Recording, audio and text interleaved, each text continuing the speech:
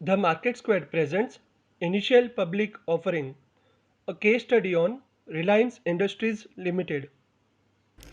It was a usual Monday morning when Shubham received a call from his senior manager Vandan. Good morning, Shubham.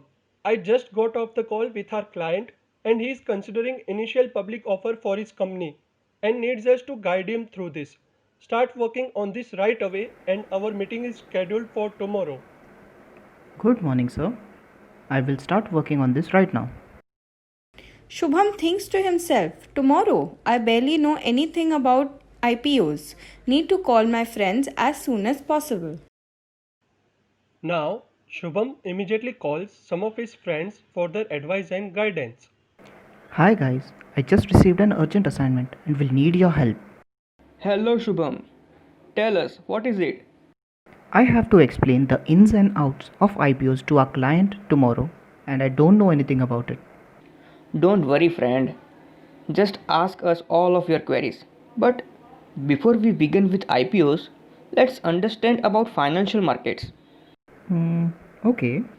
Financial market is a platform where buyers and sellers are involved in sale and purchase of a financial products like shares, mutual funds, bonds, and so on.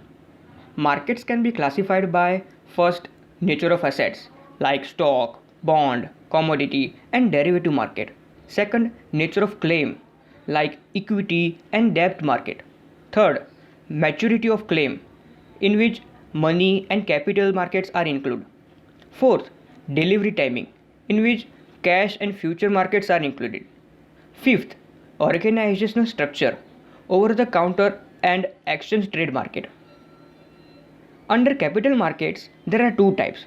Primary market, where company issues shares for the first time, which is IPO, or an already listed company issues fresh shares.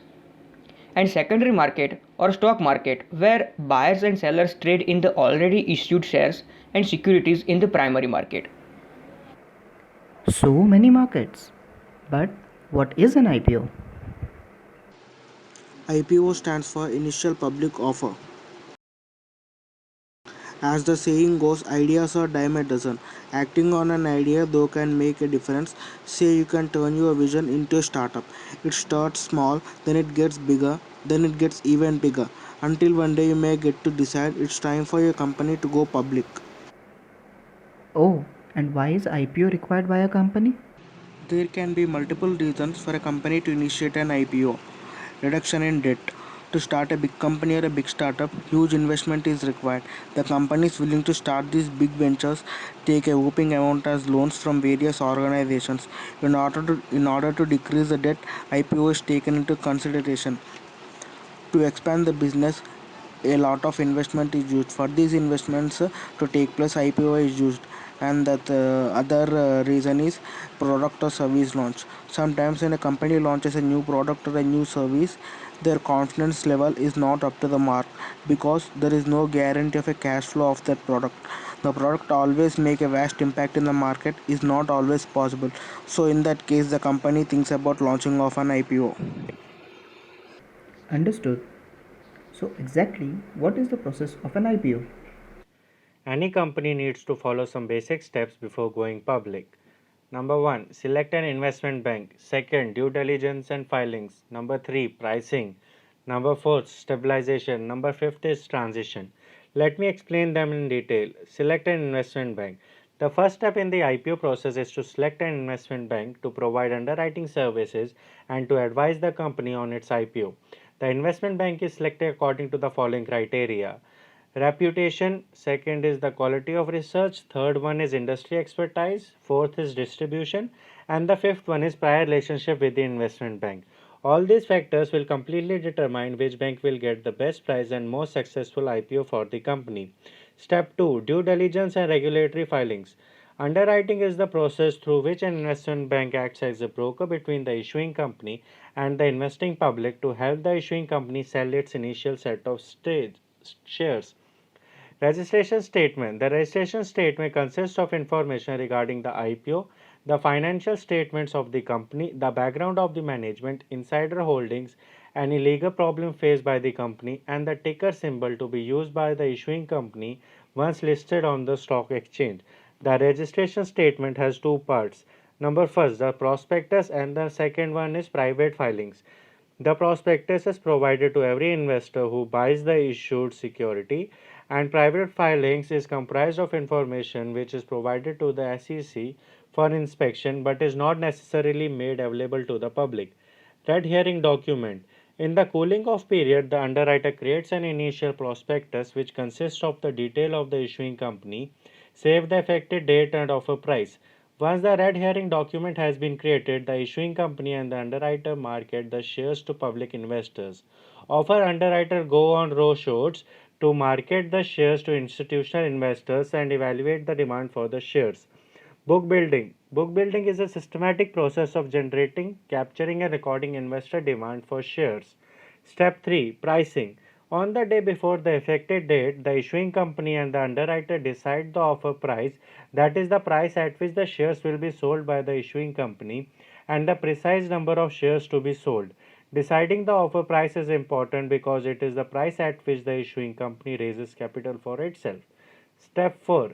Stabilization. After the issue has been brought to the market, the underwriter has to provide analyst recommendations and create a market for the stock issued. Stabilization activities can only be carried out for a short period of time. However, during this period of time, the underwriter has the freedom to trade and influence the price of the issue as prohibitions against price manipulations are suspended. Step 5. Transition to market competition. The final stage of the IPO process, the transition to market competition, starts 25 days after the initial public offering once the quiet period mandated by the SEC ends. After the 25-day period lapses, underwriter can provide estimates regarding the earning and valuation of the issuing company. Thus, the underwriter assumes the role of advisor and evaluator once the issue has been made. So there must be some guidelines to be followed in this process, right? Yes, there are some guidelines from Securities and Exchange Board of India that need to be followed in the process. Let me show you.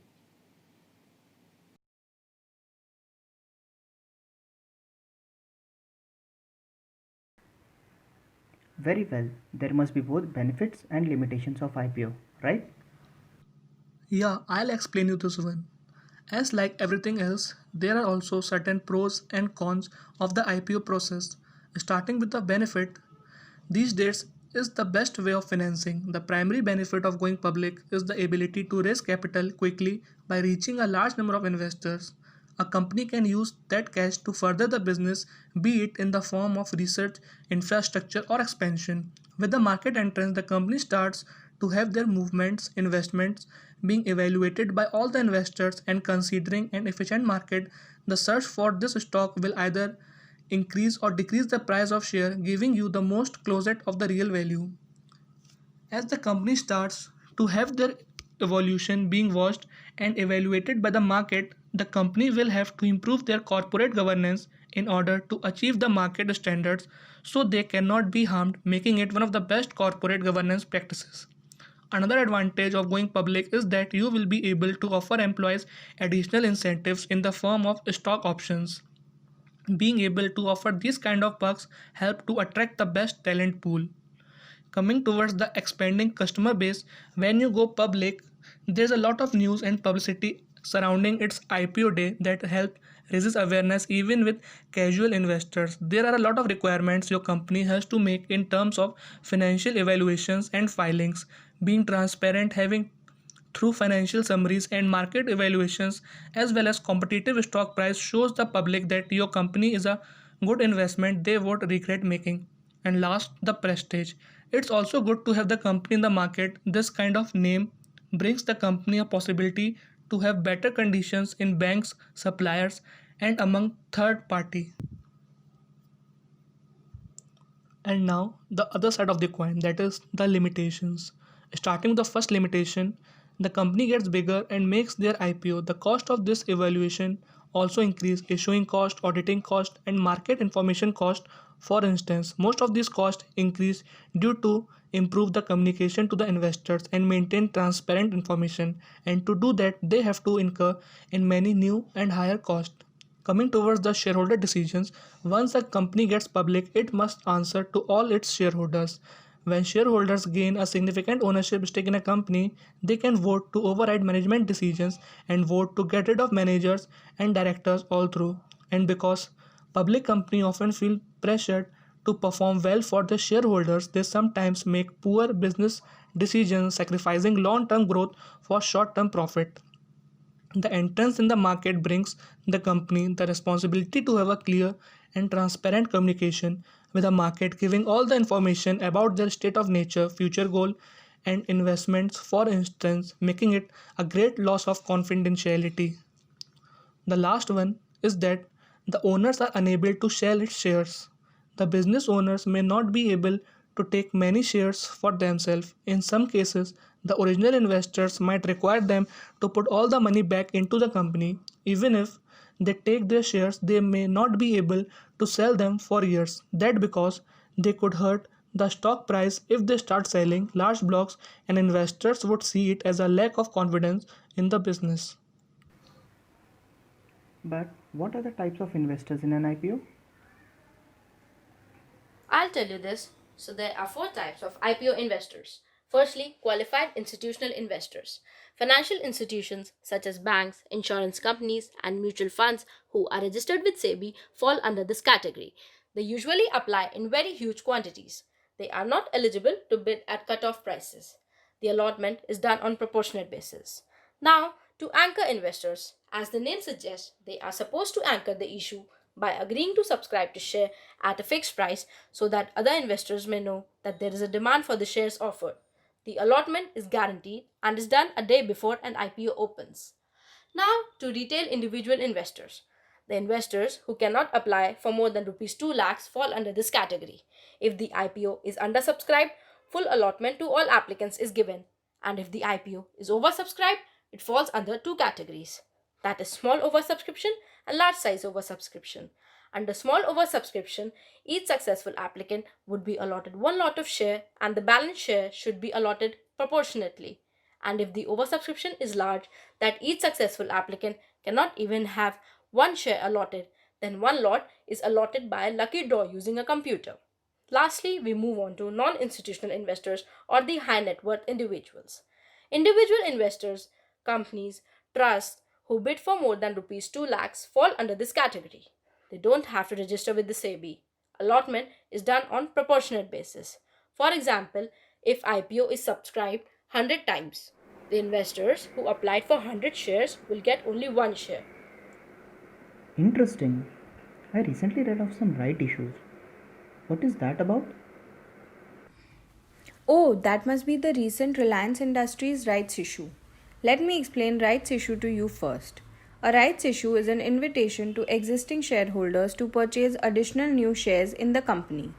With the rights, the shareholders can purchase new shares at a discount to the market price on a stated future date. The company is giving shareholders a chance to increase their exposure to the stock at a discount price. A rights issue is simpler to do as it reaches out to existing shareholders and offers them a fixed discounted price. It also enables existing shareholders to lock into more equity. Companies most commonly issue a rights offering to raise additional capital. Troubled companies typically use rights issue to pay down debt, especially when they are unable to borrow more money. However, not all companies that pursue rights offering are in financial trouble. Even companies with a clean balance sheet may use right issue. These issues might be a way to raise extra capital to fund expenditures designed to expand the company's business, such as acquisitions or opening new facilities for manufacturing or sales. As a shareholder, you have three options with rights issue. Subscribe to the rights issue in full. In this case, an investor will buy the rights issues offered to him in the ratio specified by the company. Ignore your rights. A shareholder may not have the funds to buy the shares even at a discounted rate, in which case he would choose to do nothing about the rights issue. But this is usually not recommended. Sell the rights to someone else. In some cases, rights are non-transferable, also called as non-renounceable rights. But in most cases, your rights allow you to decide whether you want to take up the option to buy the shares or sell your rights to other investors or the underwriter. In recent times, Reliance Industries offered 1 for every 15 shares held, which concluded in the issue in just 42 days and has been listed and permitted to trade on the exchange from June 15, 2020. Reliance Industries' 53,124 crore rights issue was India's largest ever rights issue. It was also the world's largest rights issue by a non-financial institution in the last 10 years. It ended with 1.6 times subscription, a commitment exceeding 84,000 crores. Here, let me show you the payment schedule and the timeline for it, and also let's have a look at its current shareholdings.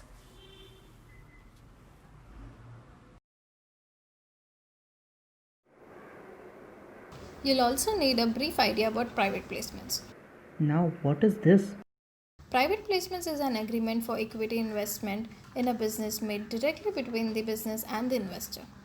It refers to the non-public offering of shares in a public company. The investors in private placement of shares are usually banks, mutual funds, insurance companies, and big businessmen or investors. Private placement is the opposite of public issue, where the securities are made available for everyone. As a private placement is offered to a selected few, it does not have to be registered with Securities and Exchange Board of India. There are various types of private placements, for example, private investment in public equity and standby equity distribution agreement. They are often a cheaper source of capital than a public offering. I'm sure Reliance must have implemented these too. Yes, that's right. Wait, I'll share a news report about it.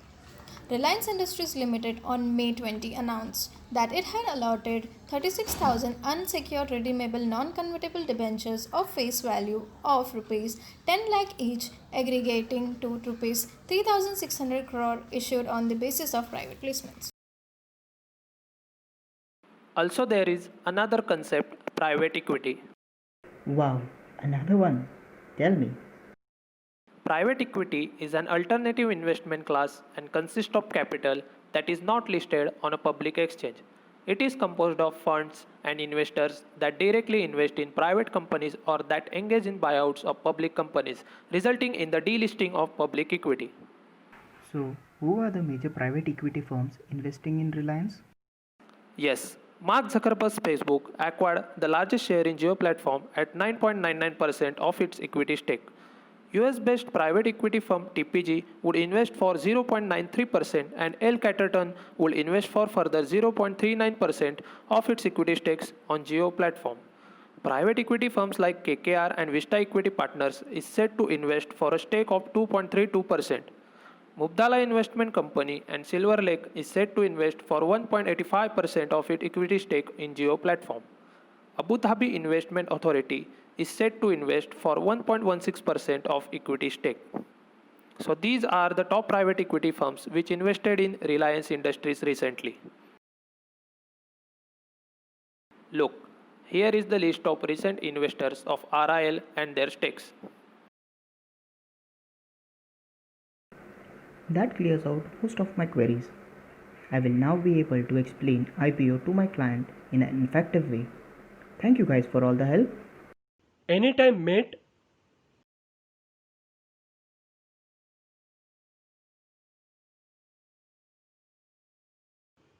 Thank you.